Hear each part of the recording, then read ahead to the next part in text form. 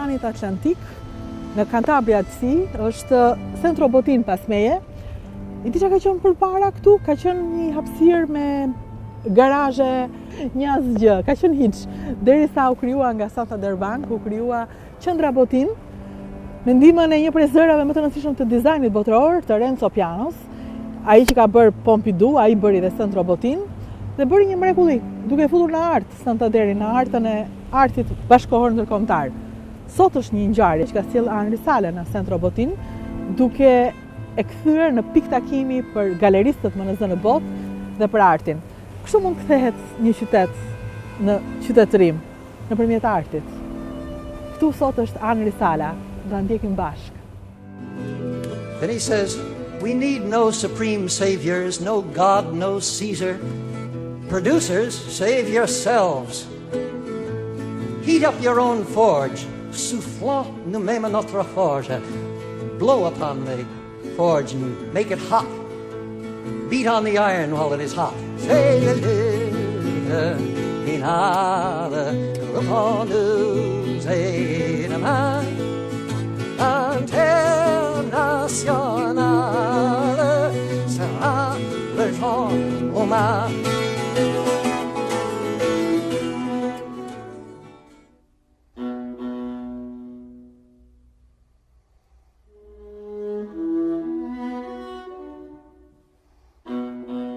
Me Henri Salem, kuste kam ndjekur edhe kam një kënaqësi të madhe që vi kudo që je. Faleminderit.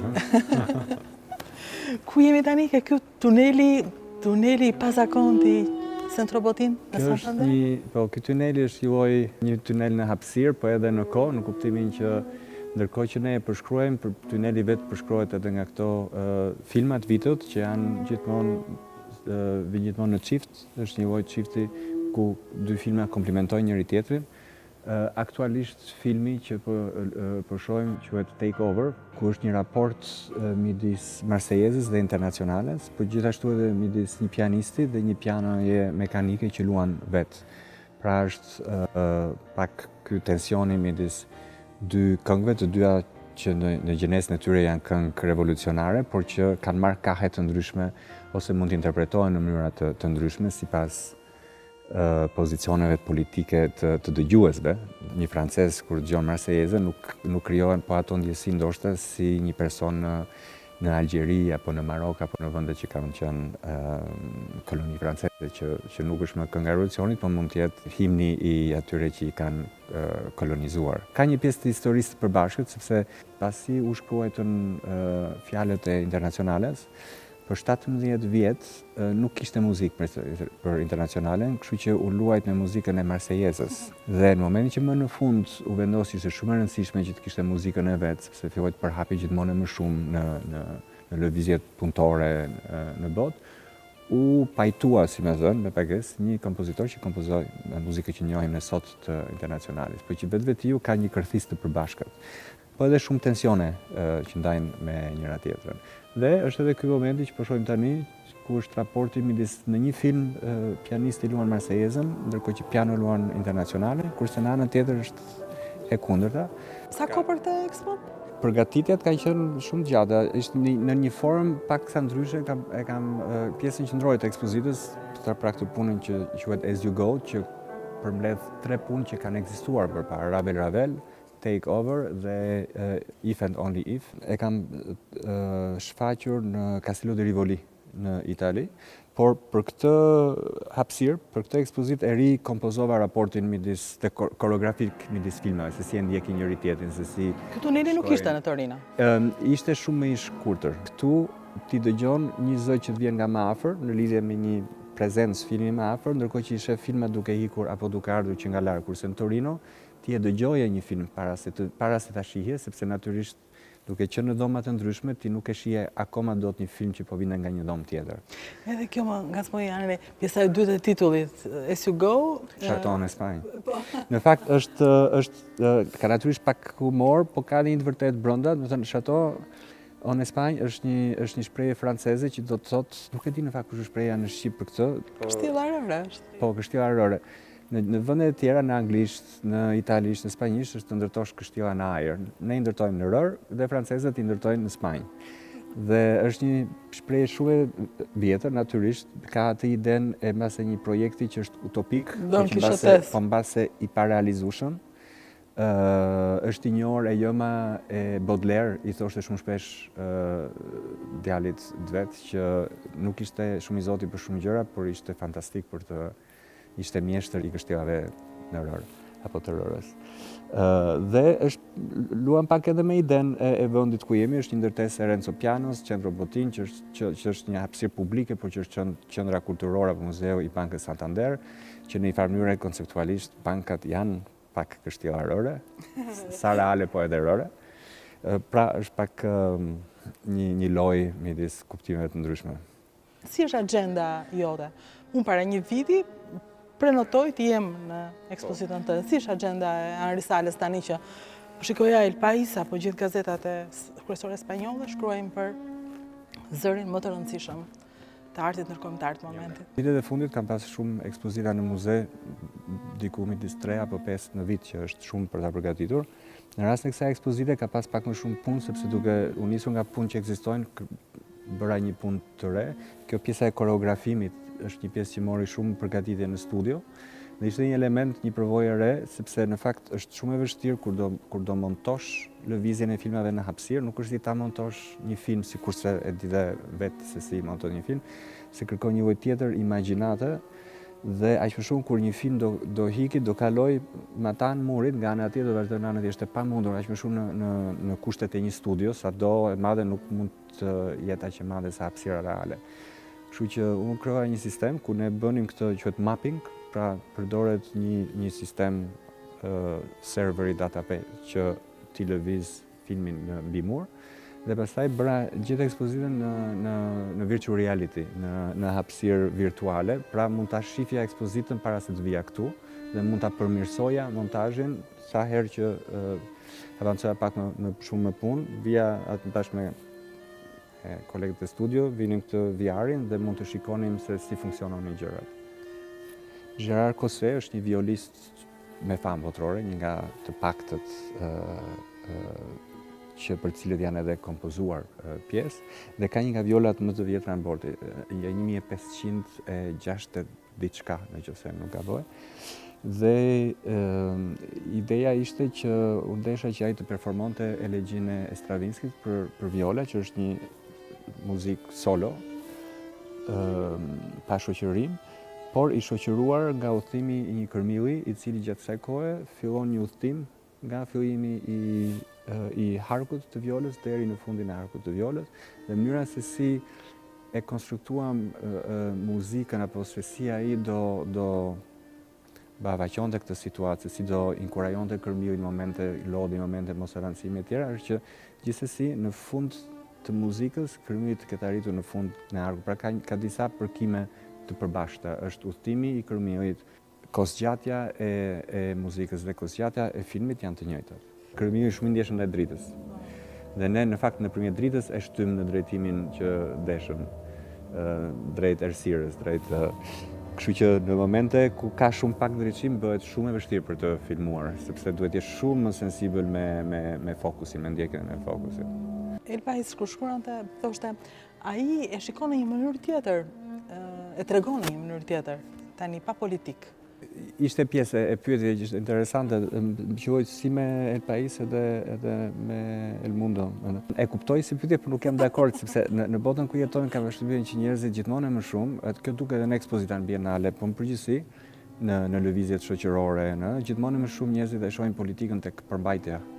Unë nuk e shoh me do mos përmbajtja, unë e shoh shumë edhe tek struktura, tek sintaksa.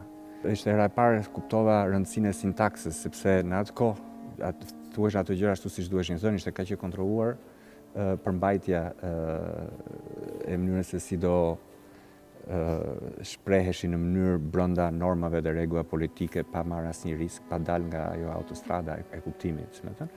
Por nga ana tjetër kur e dëgjon fjalimet e asaj kohe sot duken sikur ka diçka që nuk shkon në strukturën e gjuhës, sepse ishte një gjuhë që ishte shumë e të kurur brenda një sistemi që e përdorte politikisht. E njëjta gjë mund të thuhet edhe në vende që, për shembull, po të marrim rastin e Anglisë, rastin e aksenteve. Aksentet gjithmonë tregojnë jo vetëm prej ardhe, po tregojnë edhe ku je në piramidën shoqërore, sidomos në disa vende më shumë se në vende të tjera. Pra, aksenti është pjesë e sintaksës, nuk është pjesë e përmbajtjes të komunikimit. Pra, fuqia, raportet e fuqisë, raportet e forcës ndonjëherë janë të futura, janë investuar shumë më shumë në formë sesa në përmbajtje. Kështu në këtë kuptim unë jam interesuar, por nuk më duket si puna është bërë më pak politike, aq më shumë kur japim rastin e filmit Takeover midis Marsellesës dhe Internacionales, apo Ravel për shembull, ku është raporti midis dy pianistëve të cilët luajnë të njëjtin koncert kompozuar nga Ravel vetëm për dorën e mëngjer, dorën e majt. Pasi kjo ishte kërkuar apo nga një pianist që humbi dorën e djathtë gjatë luftës parë botërore. Dhe në atë kohë pati shumë kompozime për dorën e majtë që janë bërë gjatë dhe menjëherë pas luftës parë botërore, që tregon shumë edhe për handikap për shumë njerëz që humbën kryesisht dorën e djathtë gjatë konfliktit, gjatë luftës në Llogore. Pra ka një lidhje direkte midis ekzistencës të repertorit për dorën e majtë dhe historisë të konflikteve botërore. Pra këtë kuptim nuk është se jam larguar politikë, është thjesht që politika ka shkuar nga front stage në backstage, po në fundit në backstage krijohen gjithë ato gjëra që bëhen të dukshme për publikun në pjesën para perdes. Pra politika ka kaluar, besoj unë, ose të paktën ndjeshmëria ime, vigjilenca ime në lidhje me këto temat politike ka kaluar nga pozicioni para perdes te pozicioni para perdes. Mamin tënd telefonova për ta intervistuar, po nuk pranoj sigurisht që jo nuk jap intervista, nuk kam thënë asnjëherë. Dhe pastaj kur po lexoja në revista spanjolle për intervistën, mendova që sigurisht E ka dhënë intervistën e saj, kështu që është... Po, është e vërtet. Jo, për mua ka qenë një film që është gati si kërthisa nga kam buruar pastaj shumë punë të tjera dhe ka vazhdon të ketë një lidhje të... Ishte student atëra? Unë? Po, isha viti I parë kur shkuar në Paris, në Art Deco. Apo jo, viti I dytë. Edhe më shumë ishte puna e mbylljes së diplomës në Art Deco.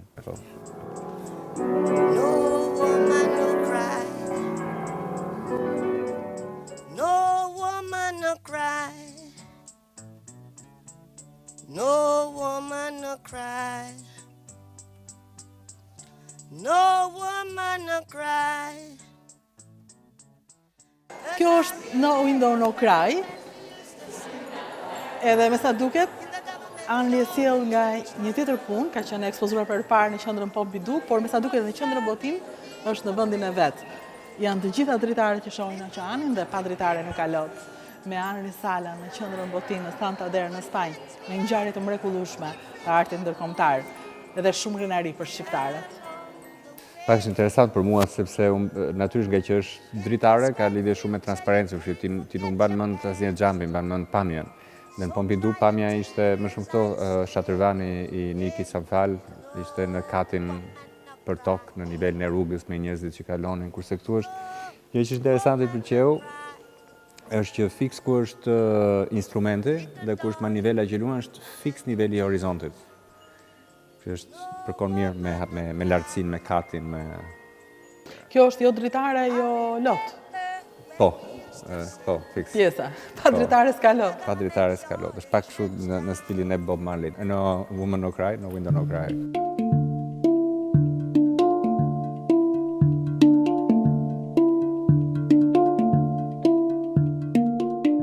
Ne nisëm me As You Go, që është pjesa qendrore, në fakt anash janë këto dy parentheses, këto dy kuapat. Dhe kjo është puna of a Tremble, që në fakt është një lloj music boxi I çuditshëm sepse është një rulon nga ato që përdoreshin përpara 150 vitesh për të printuar letrat e murit. Dhe unë gjeta dy tillë që I kam bashkuar bashkë me idem për të krijuar muzikën e këtij takimi midis dy motiveve, por që janë edhe dy shije të ndryshme, ndoshta të lënë të imagjinosh dy interiore të ndryshme dikur midis dy njerëzve të ndryshëm që i përzgjodhen ato. Pra është një imazh, një motiv që kalon nga një motiv pamor në një motiv akustik, në një motiv të zërit. Dhe të dyja këto kuapa në fakt kanë atë ndjesinë e rrotullimit, por që luajnë vetë, sikurse Music Box nga ana tjetër, pra mungon trupi, mungon prania e personit që i luan, ndërkohë që As You Go, gjithë pjesa tjetër e ekspozitës është e kundër, është e mbushur me duar, me praninë e qenies që luan instrumentet muzikore. Shqipen e ke merak, to patjetër ta thuash në shqipen e dur. Po, në fakt është e rëndësishme, natyrisht për mua, nuk mungojnë fjalët. Kam përshtypjen shumë shpesh kur flas për artin bashkëkohor, gjithmonë e kam kthyer një a dy herë kur kam qenë në akademi ose kur kam bërë prezantim publik, për mua është shumë e rëndësishme që të gjej fjalët në shqip, dhe në fakt nuk është se mungojnë fjalët, po mungon historia e përdorimit të tyre fjalëve për kontekste që janë të reja për ne në Shqipëri, arti bashkëkohor. Për të shpjeguar një ide që ka lidhje me artin bashkëkohor, me këtë aktivitet, ndoshta duhet të thuash më shumë fjalë bashkë që të krijosh ide, dhe jam i bindur që 20 vjet, 30 vjet do flitet shumë më shumë për këto gjëra, kështu që një fjalë vetme do mund të mbaj atë peshën e gjithë fjalës që përdorim ne sot. Është një gjë që ndodh dhe në frëngjisht, në anglisht, natyrisht shprehem shumë më kollaj në shqip se sa në gjuhët e huaja. Po kur vjen puna për të folur në një intervistë për artin bashkëkohor, është ndoshta më kollaj, po jo sepse e kam të vështirë të gjej fjalët në shqip, po sepse janë tok fjalësh apo fjali apo nocione në anglisht apo frëngjisht që kanë një histori më të gjatë mbrapa tyre, kështu që mjafton ti cakitësh pak ato 2-3 nocione dhe personi tjetër dëgjuesi e kupton për çfarë po flet.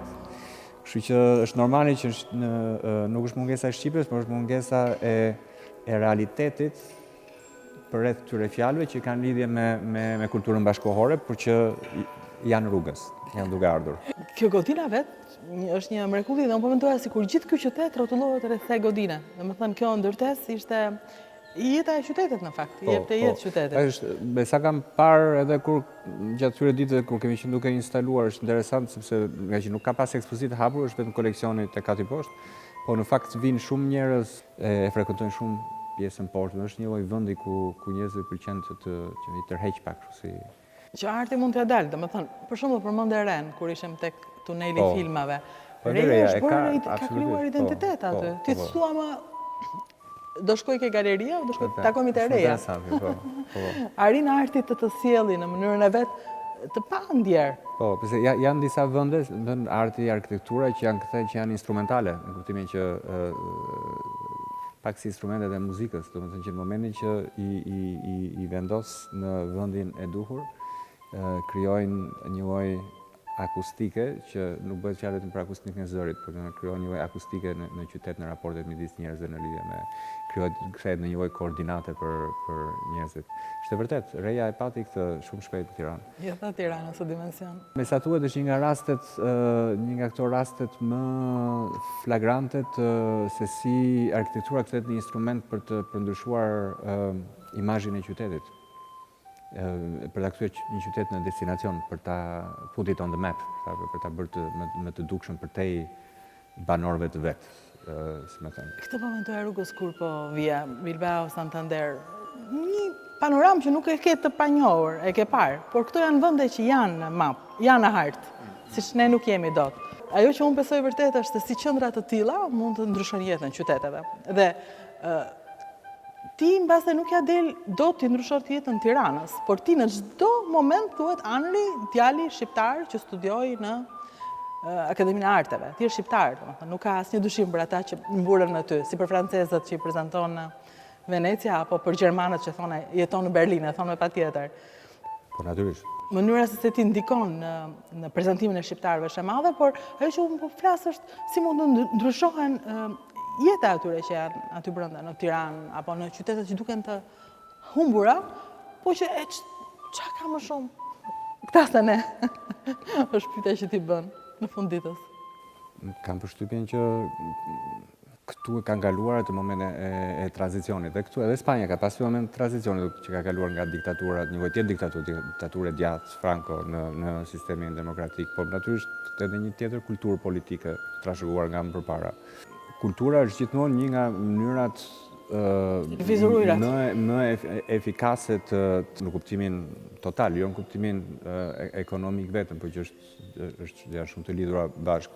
Fakti që krijon që e bën një qytet në hartë, fakti që e bën qytetin pjesë të udhëtimeve të njerëzve, pjesë të trajektorëve. Këta për shembull këtu kanë në një farë mënyrë kanë një lloj konkurrencë shumë të madhe me Bilbaon, janë shumë afër Bilbaos dhe natyrisht që Bilbao është shumë më i njohur, Guggenheimi sikur se folëm, fakti që ka një aeroport shumë më të lidhur etj. Por nga ana e programit, e qenurit vërtet një program shumë bashkohor, më shumë bashkohor do thosha se Muzeu i Bilbaos. Natyrisht që e bën pjesë të një lloj networku, programesh, të cilat janë edhe në kohën e tyre, po edhe pak në pararoj në lidhje me kohën me të tashmen. Marrëdhënie me Shqipërinë, je përsëri apo ke më pak kohë tani? Jo, pak a shumë një lloj ka qenë gjithë të paktën 10 vitet e fundit. Vi e njëjta gjë, nuk vi për shumë gjatë, po vi shpesh. Më shumë kam dhënë avantazh të ardhurit më shpesh sesa të qëndruarit më gjatë. Sikur se thash para një viti ishe tek Reja, tek Festivali i Res me këtë punë, isha pjesë ndihmova me idenë e Res se si të vinte kjo strukturë, kjo arkitekturë e Su Fujimotos të vinte nga Serpentine Gallery në Londër, të vinte në Tiranë, të qëndronte për ca kohë. Jo, nuk më duket fare që jam i shkëputur. Si është Tirana e Dami Kolori? Si është tani? Kam përshtypjen që ka kaluar në një fazë tjetër, nuk është më tek faza e ngjyrave si diçka për syt. Natyrisht që është për një qytet më kompleks, me shërbime më komplekse, ka me probleme që vazhdojnë të jenë komplekse, por që nuk është në ai moment i aksioneve të forta, radikale, por në disa nyje apo pika kyçe tani kam përshtypjen gjej që është një qytet ku aksioni është më i shpërndar, është dhe ndodhet në të njëjtën kohë në shumë në nivele të ndryshme. Është pjesë e qendrit një qytet që pak po gjen atë kompleksitetin që i takon në fakt, duke qenë kryq qendër e një populli, e një përkatësie, e një horizonti, e një komuniteti. Besoj në çdo media që tregohet për ty të lidhin me Edi Ramën, profesori, pedagogu që tani është kryeministri. Po, është pjesë e historisë, pjesë e fakteve, pjesë e shoqërisë, pjesë e të qenurit një person që ka qenë i rëndësishëm për mua që herët, kur ishte pedagog në akademi, por edhe në përpara, se nuk kam qenë direkt student i Edi Ramës, kam qenë student i Edi Hilës në fakt në akademi, po që ka qenë një person shumë i rëndësishëm, sikurse ka qenë një pedagog shumë i rëndësishëm në atë momentin e hapjes së syve. Ato vitet që të gjithë po e nuhasnin që diçka që nuk e po ndryshonte, po që nuk po ndryshonte ende, kështu që ishte një nga ana e diskutimeve, nga ana e horizontit, nga ana e të qenurit prezent, nga ana mënyrën se si arrinte të fliste për artin, ato pjesët e ndaluara sidomos, por në një mënyrë që prap e bënte të mundur dhe natyrisht krijonte zironte horizontin e studentëve. Dhe këto jo vetëm lidhe me mua, po e kam parë edhe me studentë të tjerë. Kështu në këtë kuptim ka qenë. Në kohën kur ty t'u hapën syt, jo nga Rama, po nga koha, krijove, ti dhe krijimit. Ajo që ndodh në Shqipëri është që ata që ju hapin syt duan t'ikin. Kjo ndjenja e ikjes është... Ka përshtypjen që në vitet, në fillim të viteve 90, ka pasur shumë, nuk ishte kryer akoma ai tisi i cinizmit, i lodhjes, që gjërat nuk arrin ndershmërisht e tjera, ca të vërteta, ca të pa të vërteta, ca shpesh mund të jenë edhe justifikime për të mos i shkuar deri në fund luftës personale në lidhje me jetën. Ka përshtypjen nuk ka pas shumë energji në fillim fare, nuk ka pas fare mundësitë që janë sot për t'u shprehur artistikisht. Unë mbaj mend video e parë që Kam pas bërë atëherë, kishte vetëm një video që mund të merrej mbase ka pasur tjerë në televizione, por kuptimin që mund të aplikojë si student, që ishte tek Fondacioni Soros, do të aplikojë dhe kështu kam bërë videon e parë në akademi. Duke e ditur që kisha kamerën për një ditë dhe do ta xhiroje filmin. Një ditë kamerë. Po, një ditë dhe do ta xhiroje filmin duke e montuar, në kuptimin që se nuk kishte mundësitë e montimit. Pra filmon, pastaj do shkosh të filmosh atë pjesën që ti do ta shohësh, që ti do që publiku ta shohë fiks ashtu pa mundësinë e montazhit që vjen më vonë. Do thosha ka shumë mundësi në Tiranë tani se sa ka pas atëherë.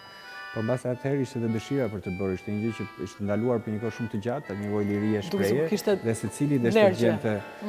Kurse mbase tani me kalimin e kohës, me tranzicionin, me lodhjen, me bukosin, bëri që nga ana që një brez i gjithë mbase humbi besimin tek kështjellat në ajër mund të kthehen në realitet. 2-3 vitet e fundit në Tiranë shoh që ka një skenë gjithmonë më të artikuluar, njerëz që artistë që mbështesin njëri tjetrin ose ndjekin punë njëri tjetrit. E shikon vërtet Andrej? Po, ka një. Se e di ka çuditshme Tirana, ti e shikon në 2 nivele. E shikon dhe këtë, e shikon në 2 nivele dhe nuk di kush është reali, dhe për sytë tu, jo më për sikur zhvillohet në 2 plane jeta. Tani, nga një anë, unë nuk mund ta di më mirë se sa njerëz që janë atje, por nga ana tjetër është ajo që distanca është avantazh, sepse të krijon një lloj qartësie që mbase nuk e ke kur tek e përditshmja. Kështu që na trego pak me ngjyrat ato qytetin tonë. Ka filluar të marrë ato tiparet e një skene, të një kurioziteti, ka njerëz që të rinj që mendojnë se si të bëjnë një program ekspozitash brenda një viti, të rinj që lëvizin, që shohin bienalet. Në një farë mënyrë kjo po ndihmon që njerëzit edhe kur janë konkurrent me njëri tjetrin, se çdo vend i vogël e ka pak më problematike konkurrencën. Po ajo që shoh unë kam përshtypjen që është një konkurrencë që me kalimin e kohës po i tërheq njerëzit për më sipër, ndërkohë që më përpara ishte një konkurrencë që i mbante njerëzit më poshtë. Dhe këto janë ndryshime, disia ime është që janë ndryshime që po ndodhin këto 3-4 vitet e fundit. Kjo është e vërtet që njerëzit duke e parë nga jashtë dhe ka larg, e shohin, e ndjejnë më shumë se sa e shikojnë. Ndërsa rutina e përditshme të merr me vete. Ndonse ka shumë gjëra në Shqipëri që mund të ankojmë, se vërtet jeta shumë e vështirë krahasuar me vende të tjera, natyrisht varet edhe nga mundësitë e gjithë secilit, por ne e presim edhe të përditshme me ngjyrë, e kemi pjesë të natyrës sonë, sikurse edhe në vendet afër nesh. Kur shkon në vendet pak më lart, në Berlin nuk ka ato pritshmëri njeriu, ka më shumë fokus, ka më shumë punë, por nuk ka atë, kështu që është ne për natyre jemi më up and down. Nga ana do thoshte nëse do kishte shkuar kështu se të gjithë të ishin vizituar tek një psikolog, ndërkohë që në Berlin pjesa e përgatitjes së ekspozitave nuk është absolutisht gjithkohon interesante. Jo çdo e përditshme është interesante. Mbas është edhe ajo që bën pasaj që mbas është je më shumë i prirë edhe të lexosh. Nëse unë jam i prirë të lexoj se më intereson leximi sepse më ushqen, po që është edhe pjesë që nuk është se duhet të jetë çdo moment shumë eksitues në të përditshme. Kam shpinën që pritshmëritë shumë të mëdha krijojnë edhe momente pastaj zhvillimi të madh. Për të mos folur që Shqipëria ka edhe probleme me mungesën e gjërave bazike. Nuk i mungon thjesht eksitimi për të jetuar, po i mungon edhe mundësia për të jetuar. Nuk besoj që i mungon eksitimi për të jetuar, por pase ka një mungesë balance midis eksitimit dhe mundësisë. Ti ke gjetur balancat në jetën tënde? Kur je në një profesion krijues, është shumë e vështirë për ta ndarë pjesën e punës, të krijimtarisë, të problemeve, të gëzimeve që të krijon nga të njëjtat gjëra apo gjëra të ngjashme, gëzime,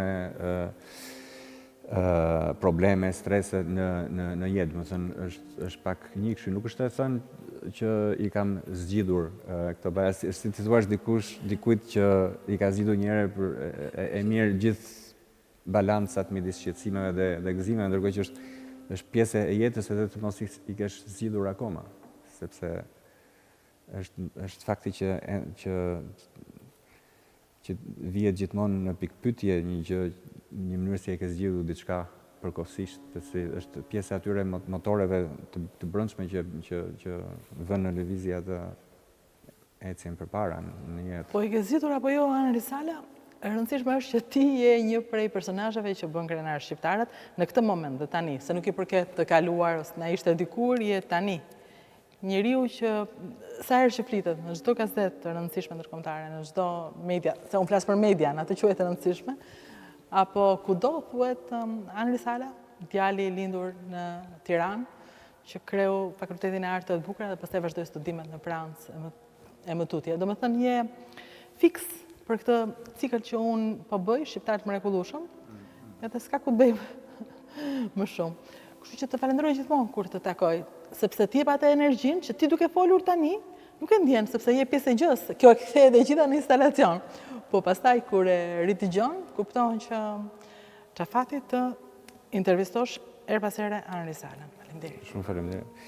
Në fakt është gjitho pjesët që ne flasim problemet që në Shqipëri, për problemet të lindur brenda një konteksti me problematika mbase në të mëdha se në vende të tjera. Në rastin tim është kthyer edhe në mjet, siç mund të quhet në vlerë të shtuar, sepse natyrisht më jep një lloj ndjeshmërie, një lloj antena bën lidhje midis realiteteve, eksperiencave shumë të ndryshme që vijnë edhe për arsye historike, politike, sisteme të ndryshme, që kthehet në një farë mënyrë pastaj në një gjë që është diçka më shumë dhe jo më pak në punën time. Fakti nga jam dhe fakti që është gjithmonë shumë e qartë nga jam, nuk është për gjithëkënd dhe për mua në rast të parë, është pjesë jo vetëm e krenarie, e përkatësie, po është edhe pjesë e asaj që jam e brumit që është çdo person, dhe kjo është pjesë e brumit që që vazhdon të ngatuaj mua për ditë. Sepse, sikur se folëm, vërtet nuk jam atje gjithë kohën, po mbase duke mos qenë atje, nuk kam atë lodhjen e përditshme dhe i ndjek gjërat me më shumë me më shumë kureshtje, ndërkohë që ndoshta po të nuk besoj se jam aq ndryshe sa të tjerë, nga të tjerë, në kuptimin që ndoshta po të kisha qenë akoma brenda kontekstit, do duhet do kishte qenë shumë më e vështirë për të luftuar atë vështirësinë, atë pjesën e të përditshme që krijon një lloj kështu kolapsi psikologjik, por që kam përshtypjen që po ndryshon, që gjithmonë më shumë po tretet dhe po jep mundësi njerëzve për të dalë nga ky lloj tisi që i ka mbajtur nën. Ashtu qoftë, sepse jemi në dhjetor, jemi në fund të inviti edhe po vjen tjetri dhe unë këtë uroj atyre që na ndjekin. Mbarofshin këto lloj problemet që na mbajnë brenda, por fillofshin të tjera probleme, ato që na nxjerrin sipërfaqe. Qofshin problemet më interesante. Paqin probleme interesante. Me këtë urim po e mbyll nga Centro Botin në Santander në Spanjë me Ana Risala, një ditë përpara hapjes ekspozitës, paqin probleme interesante. Faleminderit. Se kënaqësi.